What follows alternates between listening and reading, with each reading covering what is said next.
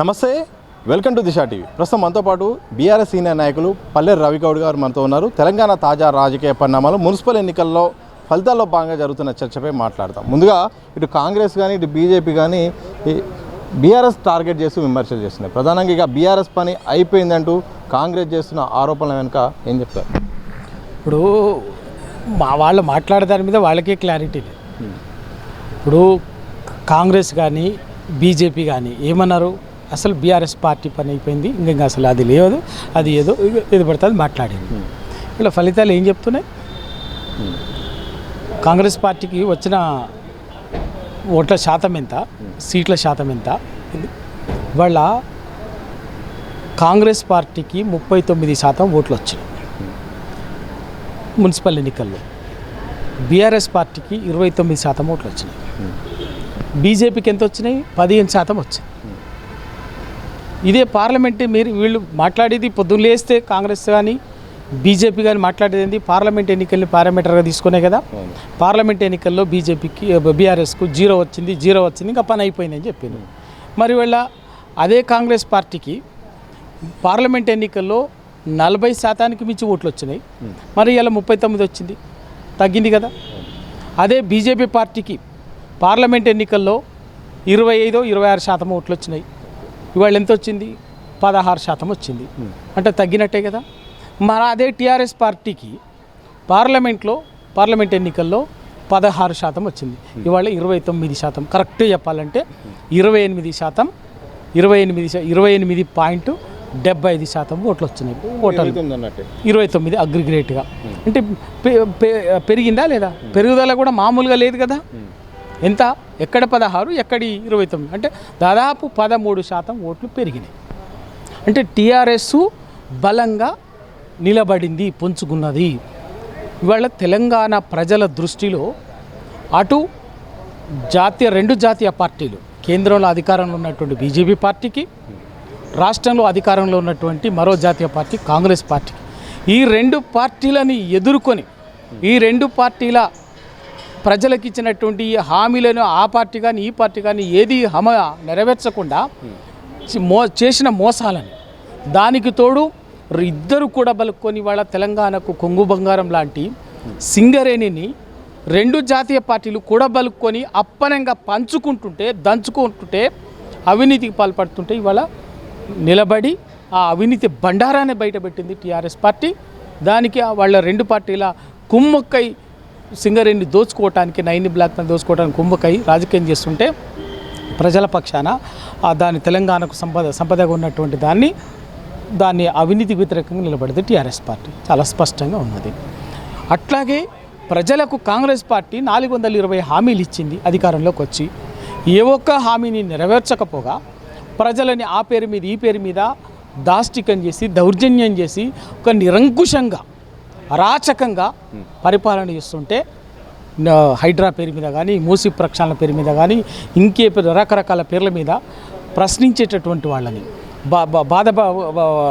పేద ప్రజల ఇళ్ళు కూలుస్తుంటే బీజేపీ పార్టీ రాలే, కాంగ్రెస్ పార్టీ పిలుస్తుంటే రెండు జాతీయ పార్టీ. ఇక్కడ తెలంగాణకు వచ్చేసరికి రెండు జాతీయ పార్టీలు ఒకటి రెండు జాతీయ పార్టీలు కూడబలుకొని వాళ్ళ తెలంగాణలో బీఆర్ఎస్ పార్టీని బలహీనపరచాలని, రాజకీయంగా లేకుండా చేయాలనేటువంటి కుతంత్రం పన్నుతుంటే ఇవాళ అన్నిటిని కూడా తట్టుకొని నిలబడేటువంటిది ఇలా టీఆర్ఎస్ పార్టీ బలంగా. ఈ సందర్భంలో రెండు జాతీయ పార్టీలు ఒకటని మీరు అంటుండే, కాంగ్రెస్ ఏమంటుందంటే కాంగ్రెస్ను ఓడించడానికి, బీజేపీని గెలిపించడానికి ఈరోజు బీఆర్ఎస్ చాలా ప్రాంతాల్లో కూడా ప్రయత్నించింది. కరీంనగర్లో కానీ నిజామాబాద్లో కానీ కీలక నేతలు ప్రచారం చేయలేదు, దాదాపు బీజేపీకి సహకరించింది, అలా ఒక ప్రేమ బంధం అనేది బయటపడిందని కూడా అద్దంకి దయాకర్ అయితే కాంగ్రెస్ వాళ్ళు ప్రధానంగా చెప్తున్న ఆరోపణ.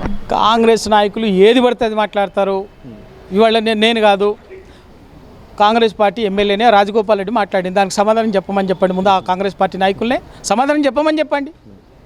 ఏం మాట్లాడిండు రాజగోపాల్ రెడ్డి గారు? మా ముఖ్యమంత్రి మా రాహుల్ గాంధీని అవమానించేటట్టుగా, మా కాంగ్రెస్ పార్టీని అవమానించేటట్టుగా పనిచేస్తున్నాడు అని చెప్పేసి నిన్ననే కదా మాట్లాడింది.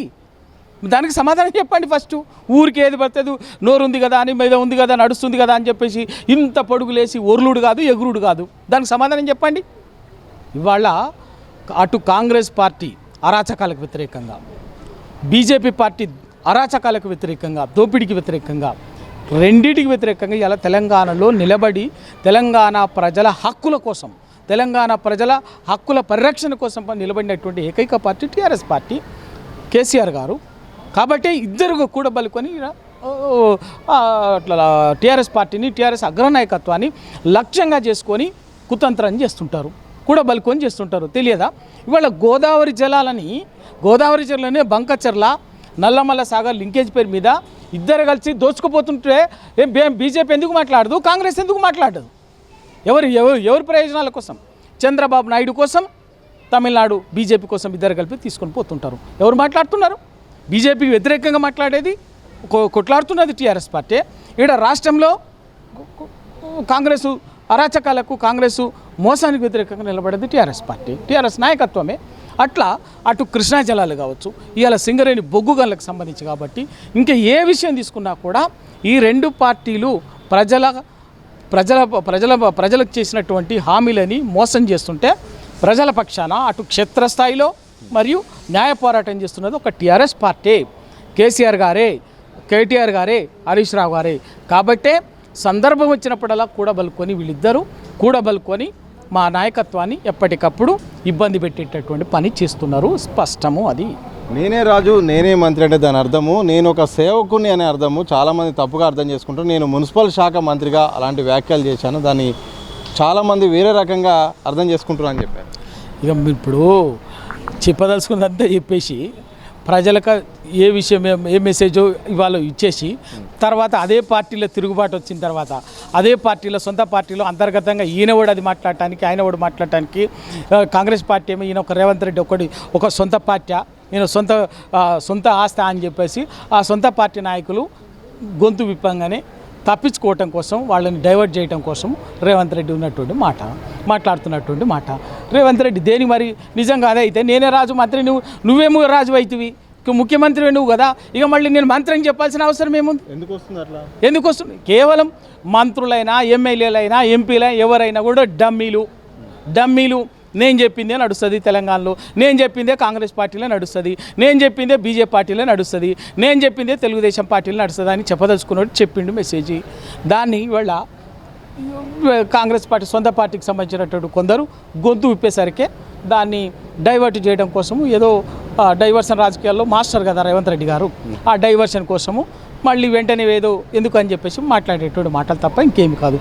ఆయన ఉద్దేశము ఎమ్మెల్యే, ముఖ్యమంత్రి నేనే, మంత్రి నేనే, ఎమ్మెల్యే నేనే, ఎంపీ నేనే, అంత డమ్మీలే, ఎవడు ఏం లేదు, అయ్యేది లేదు, ఏం లేదు, పీకేం లేదు, ఎవడు పీకేది ఏం లేదు, నేను ఏదనుకుంటే గదే అవుతుందని చెప్పదలుచుకున్నాడు. ఆమె సమాధానం పోయిండు. అది ప్రశ్న రూపంలో వచ్చేసరికి, గొంతెత్తేసరికి మళ్ళీ ఏదో డైవర్షన్ కోసం మాట్లాడుతున్నట్టు మాట తప్ప ఇంకేమీ కాదు. ఫార్ములా ఈ రేస్ వ్యవహారం మరోసారి తెరపైకి వచ్చే అవకాశం ఉంది. ఐఏఎస్ అరవింద్ కుమార్ గారికి విచారణ చేయవచ్చు అంటూ కూడా డిఓపిటి అనుమతి ఇచ్చింది. కేటీఆర్ కూడా మాట్లాడారు, దీనిపై జైల్లో వేసినా నేనైతే భయపడే లేదని చెప్పారు. మరోసారి ఈ కేసు విచారణ మళ్ళీ ఫోన్ ట్యాపింగ్ లాగా వేగవంతమయ్యే అవకాశం ఉందా? ఇప్పుడు విచారణలు ఎప్పుడు వస్తున్నాయి? ఎన్నికలు ఉండగానే కాంగ్రెస్ పార్టీ, రేవంత్ రెడ్డి ప్రభుత్వానికి ఏదైనా కష్టం రాగానే, ఓ ఇబ్బంది రాగానే వెంటనే ఏం చేస్తుంది? ఫోన్ ట్యాపింగ్ కేసు వస్తుంది, ఈ ఫార్ములా వస్తుంది, కాళేశ్వరం కేసు వస్తుంది, ఇంకోటి వస్తుంది. సేమ్ అదే కదా, 2 సంవత్సరాల నుంచి జరుగుతున్నది అదే కదా. ఏదైనా ప్రధాన సమస్య, ఓ పెద్ద సమస్య రాష్ట్రంలో చర్చకు రాగానే దాన్ని డైవర్షన్ చేయడం కోసము ఓ విచారణ పేరు మీద, ఆ పేరు మీద నోటీసులు వస్తుంది. ఏమి అయ్యేది లేదు, ఏమీ లేదు. దానికి ఒకసార్లు కదగా 100 సార్లు 100 విచారణలు చేసినా కూడా భయపడేది లేదు. ఎన్నిసార్లు పిలిచినా వస్తామని కేటీఆర్ గారు చెప్పింది, కేసీఆర్ గారు చెప్పండి, అందరు చెప్పిన ఆ విచారణలకు వాటికి భయపడేది ఏమీ లేదు, రాజీ పడేది లేదు. బరాబర్గా ఎన్ని కేసులు పెట్టినా, ఎన్నిసార్లు విచారణ చేసినా, ఎన్నిసార్లు నోటీసులు ఇచ్చినా, ఏమి చేసినా కూడా బరాబర్గా కాంగ్రెస్ పార్టీ ప్రజలకు ఇచ్చినటువంటి 420 హామీలని అమలు కోసం మాట్లాడకుండా, ప్రశ్నించకుండా వదిలిపెట్టేది లేదు, రాజీ పడేది లేదు. బరాబర్గా ప్రశ్నిస్తూనే ఉంటాం. ఒక ప్రధాన ప్రతిపక్షంగా, ఒక నిర్మాణాత్మకమైనటువంటి ప్రతిపక్షంగా ప్రజల తరఫున నిరంతరం టీఆర్ఎస్ నాయకత్వము కొట్లాడుతూనే ఉంటుంది, ప్రశ్నిస్తూనే ఉంటుంది. ఎన్ని కేసులు పెట్టినా, ఎన్ని విచారణలు చేసినా, ఎంత ఇబ్బందులు పెట్టినా కానీ ప్రజల కోసం బీఆర్ఎస్ మాత్రం నిత్యం పోరాడుతూనే ఉంటుంది. డైవర్షన్ కోసమే ఇలా ఫోన్ ట్యాపింగ్ అయితేంది, అలాగే ఫార్ములా ఈ రేస్ కూడా ఒక్కొక్కటి అవసరాన్ని బట్టి రేవంత్ రెడ్డి ఇవి బయటికి తీసుకొస్తున్నారు. ఇలాంటి వాటికి మేము రాజీ పడం, మా పోరాట పంది అయితే ఆపేది లేదు. కానీ మున్సిపల్ ఎన్నికల విషయాల్లో మాత్రం ప్రధానంగా బీఆర్ఎస్ని టార్గెట్ చేసుకుని 2 జాతీయ పార్టీలు అయితే మాత్రం ఒక ప్లాన్ ప్రకారం చేశాయి. ఇప్పటికైనా కానీ ప్రజలు మా వైపే ఉన్నారు, ప్రజల వైపే మేము పోరాటం చేస్తామని కూడా బీఆర్ఎస్ సీనియర్ నాయకులు పల్లె రవి గారు చెప్పిన సందర్భం కనిపిస్తుంది. కెమెరా పర్సన్ ప్రవీణ్తో సతీష్, దిశ టీవీ, హైదరాబాద్.